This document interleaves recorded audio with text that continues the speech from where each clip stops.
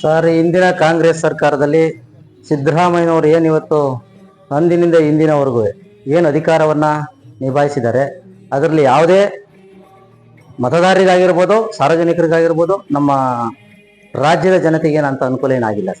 ಬರೀ ಸರ್ಕಾರದ ಬೊಕ್ಕಸದ ಹಣವನ್ನ ಲೂಟಿ ಮಾಡಿರೋಂಥದ್ದು ಮಾತ್ರ ಎದ್ದು ಕಾಣ್ತಾ ಇತ್ತು. ಇನ್ನು ಮುಂದೆ ಆದ್ರೂ ಯುವಕರಿದ್ದಾರೆ, ಅವರಿಗೆಲ್ಲ ಕಷ್ಟ ಸುಖದಲ್ಲೂ ಬಂದಿರೋ ಅಂಥ ವ್ಯಕ್ತಿ ಡಿ ಕೆ ಶಿವಕುಮಾರ್ ಅವರಲ್ಲೇ ಒಂದು ಇಡೀ ರಾಜ್ಯದ ಜನ ಒಂದು ಭರವಸೆ ಇಟ್ಟಿದ್ದಾರೆ. ನಾವು ಸಹ ಭರವಸೆ ಇಟ್ಟಿದ್ದೀವಿ. ಅವರಿಗೆ ದೇವರು ಒಳ್ಳೇದು ಮಾಡಲಿ. ಮುಖ್ಯಮಂತ್ರಿ ಆಗಿದ್ದಾರೆ, ಮೊದಲನೇದಾಗಿ ಅವರು ಶುಭಾಶಯ ಸಲ್ಲಿಸೋಣ.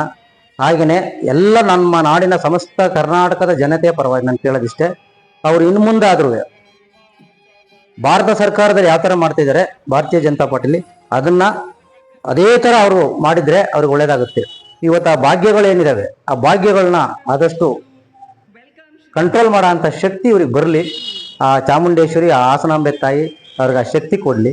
ಹಾಗೆಯೇ ಅವರು ಮಂತ್ರಿಮಂಡಲದಲ್ಲಿರ್ಬೋದು, ಅವರ ಸದಸ್ಯರುಗಳಿರ್ಬೋದು, ಅವರಿಗೆ ಬೆಂಬಲ ಕೊಡಲಿ, ಸಂಪೂರ್ಣ ಅಧಿಕಾರ ಮುಗಿಸ್ಲಿ ಅಂತ ನಾವು ಬಯಸ್ತೀವಿ. ಆದರೆ ಕಾಂಗ್ರೆಸ್ ದುರಾಡಳಿತವನ್ನು ಇವರು ಯಾವ ಥರ ಎತ್ತಿಡಿತಾರೆ ಅದನ್ನು ನಾನು ಮುಂದೆ ಕಾದು ನೋಡಬೇಕು. ಅವ್ರಿಗೆ ಹಾಸನ ಜಿಲ್ಲೆ ಶಕ್ತಿ ತುಂಬೋದು, ಅದ್ರ ಬಗ್ಗೆ ನಾವೇನು ಚಕಾರ ಎತ್ತಲ್ಲ. ಹಾಸನ ಜಿಲ್ಲೆ ತುಂಬ್ತಾರೋ ಬಿಡ್ತಾರೋ, ರಾಜ್ಯಕ್ಕೆ ಶಕ್ತಿ ತುಂಬಬೇಕು, ಯುವಕರಿಗೆ ಶಕ್ತಿ ತುಂಬಬೇಕು, ಆಸ್ಪತ್ರೆಗಳಿಗೆ ಶಕ್ತಿ ತುಂಬಬೇಕು, ಗೌರ್ಮೆಂಟ್ ಶಾಲೆಗಳಿಗೆ ಅವರಿಗೆ ಗೌರ್ಮೆಂಟ್ ಶಾಲಾ ಕಾಲೇಜುಗಳಿಗೆ ಮೊದಲ ಆದ್ಯತೆ ಕೊಡಬೇಕು. ಇವತ್ತು ಮೂಲ ಸೌಕರ್ಯಗಳು, ರೈತರ ಬಗ್ಗೆನೂ ಕಾಳಜಿ ಇರಬೇಕು. ಆ ಥರ ಒಂದು ದಿಟ್ಟ ನಿರ್ಧಾರ ತಗೊಂಡು ಡಿ ಕೆ ಶಿವಕುಮಾರ್ ಅವರೇನಾದ್ರು ತಗೊಂಡ್ರೆ ಅವ್ರಿಗೆ ಭವಿಷ್ಯ ಇದೆ ಅಂತ ನಾನು ಹೇಳಕ್ ಇಷ್ಟಪಡ್ತೀನಿ. ಯಾವುದೇ ಪರಿಣಾಮವೂ ಬಿಜೆಪಿ ಮೇಲೆ ಬೀಳಕ್ ಸಾಧ್ಯ ಇಲ್ಲ. ಇವತ್ತು ಭಾರತೀಯ ಜನತಾ ಪಾರ್ಟಿ ಅನ್ನೋದು ಒಂದು ರಾಷ್ಟ್ರ ಪಕ್ಷ ಅಲ್ಲ. ಈಗ ಪ್ರಪಂಚಕ್ಕೆ ಹೆಸರುವಾಸಿ ಆಗಿರ್ತಕ್ಕಂಥ ಒಂದು ಭಾರತೀಯ ಜನತಾ ಪಾರ್ಟಿ ಮುಂದೆ ಇವತ್ತೆಲ್ಲ ಅಳಿ ಉಳಿವು ಅನ್ನಂಗೆ ಒಂದು ಕೆಲವು ರಾಜ್ಯಗಳಲ್ಲಿ ಇಲ್ಲ. ನಿಮಗೆ ಗೊತ್ತಾಗಿದೆ, ಹಿಂದುತ್ವದ ವಿರೋಧ ಹೋರಾಟ ಮಾಡಿದಂತ ಮುಖ್ಯಮಂತ್ರಿಗಳು 4 ಜನ ನಾವು ಈಗ ಜಸ್ಟ್ ಒಂದೇ ಒಂದು ತಿಂಗಳಲ್ಲಿ ನೋಡಿದೀವಿ. ನಾವು ಮಾಧ್ಯಮದವ್ರ ಮುಂದೆ ಹೇಳ್ಬೇಕಾದ ಇಷ್ಟೇ ವಿಚಾರ. ಆದ್ರೆ ಇವರು ಹಿಂದೂ ಪರವಾಗಿ ಎಷ್ಟೋ ದೈವ ಭಕ್ತರಾಗಿ ಪ್ರತಿ ದೇವಾಲಯಗಳು, ಮಠಮಾನ್ಯರು, ಹಿರಿಯರು, ಕಿರಿಯರು ಎಲ್ಲ ಗೌರವದಿಂದ ಬಂದಿದ್ದಾರೆ ಇವತ್ತು ಮುಖ್ಯಮಂತ್ರಿಗಳು. ನೋಡಕ್ ಖುಷಿ ಆಗ್ತಾ ಇದೆ. ಅದನ್ನ ನಾನು ಟಿವಿಲಿ ನೋಡಿ ಬಂದೆ. ಆದ್ರೆ ಯಾವುದೇ ಕಾರಣಕ್ಕೂ ಇವರು ಮುಖ್ಯಮಂತ್ರಿ ಅದೇ ಗೌರವದಲ್ಲಿ ಉಳಿಸ್ಕೋಬೇಕು.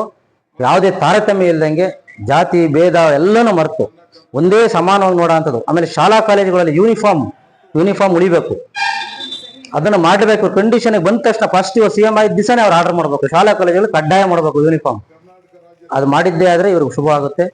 ಶಾಲಾ ಕಾಲೇಜುಗಳನ್ನ ಅಭಿವೃದ್ಧಿ ಮಾಡಬೇಕು, ಜೀರ್ಣೋದ್ಧಾರ ಮಾಡಬೇಕು. ಸಾಫ್ಟ್ವೇರ್ ಕಂಪ್ನಿಗಳ ತರ ಮಾಡ್ಬೋದಲ್ಲ ಸರ್ ಸರ್ಕಾರದಲ್ಲಿ, ಯಾಕೆ ಮಾಡಲ್ಲ ಅನ್ನೋದು ಹೇಳ್ತೀನಿ. ಎಲ್ಲ ಇವರವೇ ಇದಾವೆ ಶಾಲೆಗಳು. ಅದಕ್ಕೋಸ್ಕರ ಶಾಲಾ ಕಾಲೇಜುಗಳನ್ನ ಯಾವುದೇ ಸರ್ಕಾರ ಬಂದ್ರು ನೆನೆಗುದಿ ಬೀಳುತ್ತೆ. ಹಾಸನ ನೆನೆಗುದಿ ಇದೆ, ಎಲ್ಲಾ ಕಡೆನೂ ಹಂಗ ಅರ್ಧಂಬರ್ಧ ಆಗಿದೆ. ಇವತ್ತು ಬೇಕಾಗಿರೋದು ಕರ್ನಾಟಕ ರಾಜ್ಯ ಸರ್ಕಾರದಲ್ಲಿ ಎಲ್ಲ ಲೂಟಿ ಮಾಡಿದ್ದಾರೆ.